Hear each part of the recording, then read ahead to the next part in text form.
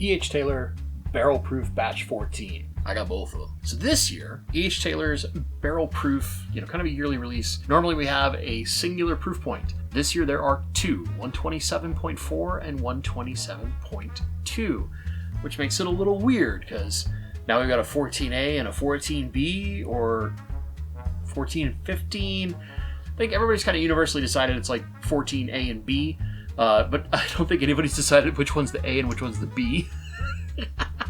But for 2 Minute Tuesday, we're going to crack both these bad boys open. We're going to try both. I'm going to see if there's any actual difference between the two, and if there's one that maybe you should chase over the other. So that being said, let's get these things open, get them poured and rested, and get into the notes. 127.2 cork pop. Get that bad boys in there. 127.4. That's okay. 127.2, better cork pop. That's not something we rate. Now, while we let those rest, there's been a couple of different rumors that have floated around as to why these two are different. If you look at the laser codes, you can tell that they were bottled on different dates. Some people have said that it's the same batch, and for some reason, between those two bottling points, like the proof changed. I don't know how much I believe that. I've seen a ton of this stuff hitting the market, unlike usual. Most stores that would only typically get 1 or 2 bottles, I've seen them getting 3 or 4. So maybe, and this is purely my own personal conspiracy theory, I'm wondering if one of the batches was so big that it basically just was more than the vat holds. So they had one blend and another blend, and that's where you're getting the difference in proof. Pure conspiracy theory until we hear something from Buffalo Trace that confirms exactly why they're different, and they probably will never tell us. Who knows? We'll start with the 127.2 version of Batch 14. Good color. I mean, you'd expect that from pretty much any whiskey, but Barrel Proof Story's pretty good at that. Not sure how well it's coming through. We've got a bunch of little legs coming through here. Nice looking viscosity. So let's see what it is in the nose. In the 127.2, one of the big differences from last year's Batch 13, Batch 13 was really bright and fruity and a little more mild and subtle. This is kind of an in-your-face monster. It's very dark. It's a lot of on the edge of burnt caramel, a little bit of black licorice, a little bit of star anise. You've definitely got some great oak influence in there, but those brighter fruity notes aren't really there. This is more closer to, say, I think like a date or something that's more rich or cooked down fruit. I would say kind of getting toward that like stewed plum kind of thing. We're not talking like big bright strawberries and cherries here. If it is cherry, it's like a very reduced cherry syrup, and there is kind of like just a tiny hint of that cherry in there on my palate. Might not be on yours, but the big thing that I get right away is that kind of spice forward and licorice and that like darker, almost burnt caramel. Really, really different from last year's, and I can't wait to see what this is like on the palate. So let's get into it. Oh, everything that's in the nose comes to the palate. That kind of star anise forward baking spice, definitely there. It goes from about the mid palate all the way into the finish. Up front, I do get a little bit more of that fruity note that's a little more subdued in the nose, but I would say it is kind of like a date, especially if you ever had like roasted dates that have been cooked down in the oven. I think kind of like that. That big kind of almost burnt caramel thing is right there, that deeper, more reduced caramel sauce. And there definitely is a little bit of black licorice, which is interesting. I can't say I've had that before in other E.H. Taylor barrel proofs. This is a bit more savory version of E.H. Taylor barrel proof. I'm used to like a pretty big, strong fruity note, except for like batch 12.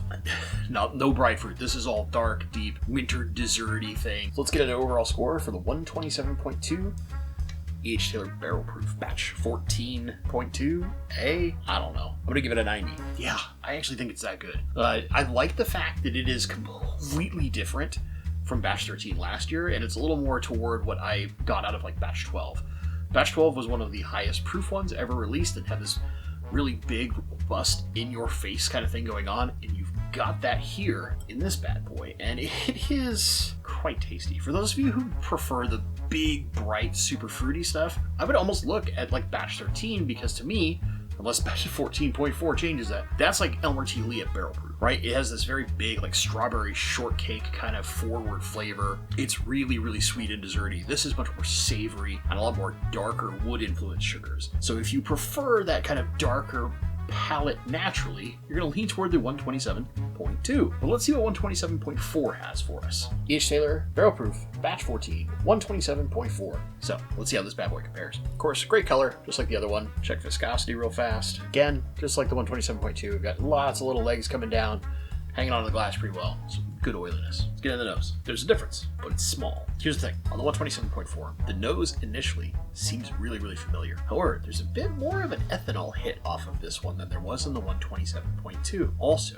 that kind of like black licorice forward thing that's in 127.2, none of that is over here. There is a very kind of vanilla extract kind of vanilla. If you think about, if you ever had like true proper fresh vanilla versus a vanilla frosting and then like the drops of vanilla extract, this is much more vanilla extract forward. Just a hint blackberry jam thing going on. It's definitely a darker berry cooked down, not kind of bright and super fruity, but it's in there. And there's much more oak presence. Just from the nose, from what I get, there's more oak and a little less spice on the 127.4. So let's see what it is on the palate.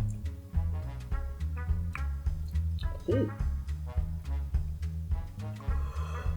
Ooh, so on the palate, I definitely feel the ethanol more. For a 0.2 difference in proof, it's like nothing. This is more ethanol forward. So for the big proof hounds, and you want your proof to really punch you in the face, start with 127.4. It's just very punchy. It's kind of like drinking an IPA. It punches you in the face first, then you taste your beer. This is doing the same thing. You get that upfront hit, but then you get this lovely, rich caramel, this very strong kind of vanilla and oak presence. There's quite a bit of more black pepper and less of that kind of star anise that was going on in 127.2, but it's still got some other baking spices in there. The final kicker, what kind of was like a blackberry sauce or jam on the front of the nose, it's more like Bing cherry. There's a little bit of that blackberry in there, so kind of like a mixed and cooked down of a certain amount of berries. Maybe you're making some kind of, I don't know, dessert or pie filling, I'm not sure, but that's kind of what's going on here. There's not a lot of the brighter sugars like your confectionery sugar or your bright fresh fruit. This, just like the 127.2, much more dark, less of those bright fruity notes, but this one's going to manhandle you a little bit more with its proof. Getting a final score on the 127.4 H. Taylor Barrel Proof. I'm going to give this one an 89, just a little bit less than the 127.2. They have a really similar overall profile. The big difference comes in that palate side. The 127.2 drinks a little smoother. It's got a little less of the kind of like berry and vanilla side to it, and a little bit more of like the kind of spice forward, a little bit of a licorice note, which is kind of unique and interesting. Something I don't usually get out of the H. Taylor products. Where our 127.4, this bad boy punches you in the face and lets you know, like, I'm here, and I got some oomph to me. Which a lot of people will like.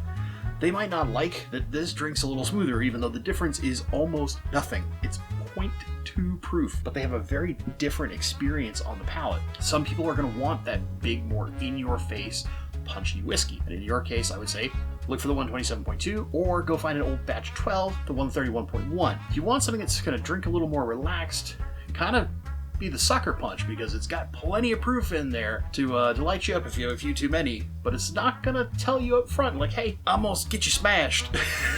Maybe you want to go toward the 127.2. But the big thing here is, if you want a bright, fruit-forward experience, I don't think you're getting that in either of these two.